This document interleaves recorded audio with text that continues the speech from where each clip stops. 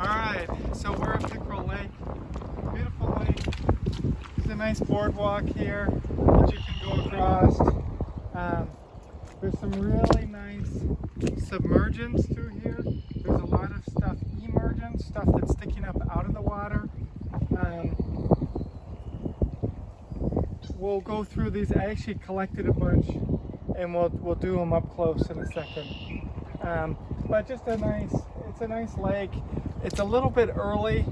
Aquatic plants, the water is cold, so they're slower to emerge. They're slower to develop. If you're right next to the lake shore, right next to a lake, it's actually slower to get going. So we're a little bit early, but so be it. All right, what I'm gonna do is do these on the ground with my clipboard so that you can see stuff a little better. So let's start out with our water lilies. This is Nymphar, or the yellow water lily, and I want you to compare this with Nymphea. I just got little ones, or the fragrant water lily.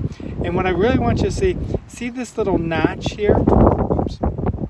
See the little notch? You don't have to zoom in that much. It's got these little vampire teeth.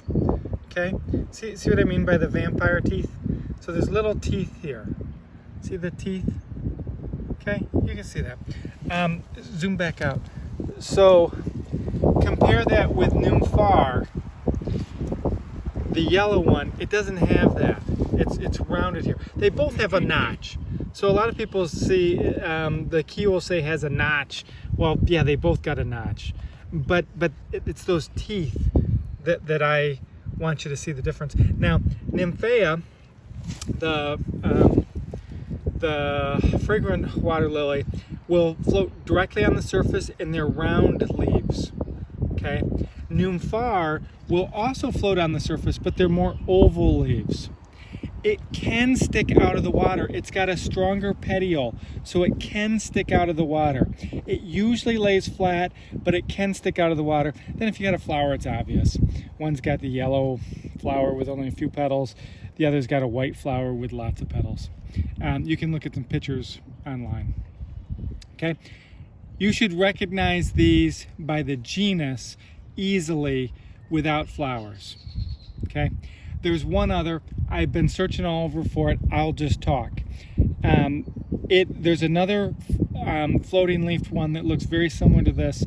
It is Brasnia or snotweed, and it would look like it would be about this big, and the petiole attaches in the middle, so it looks like a shield. So it attaches in the middle. It's here. I can't find it. It's not up yet.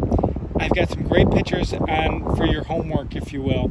So you should be able to figure it out, because it'll be peltate leaves, so it'd go all the way around. It'll be smaller than this, and then it'll be covered in snot.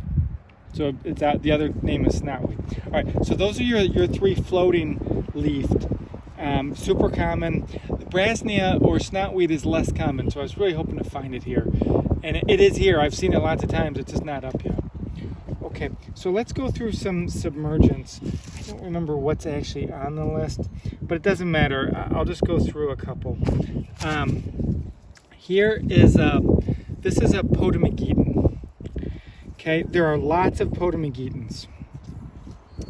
A couple characteristics for a Potamogeton. This is obviously looking pretty sad because it was last year's. See this? I'm ripping it. Where the leaf comes from, there is a stipule.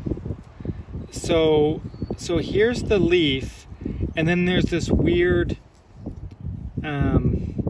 pokey thing that this will separate from. Of course, I'm going to tear it as I separate it, but you can see some of it. This separates. It's coming from where the leaf comes from.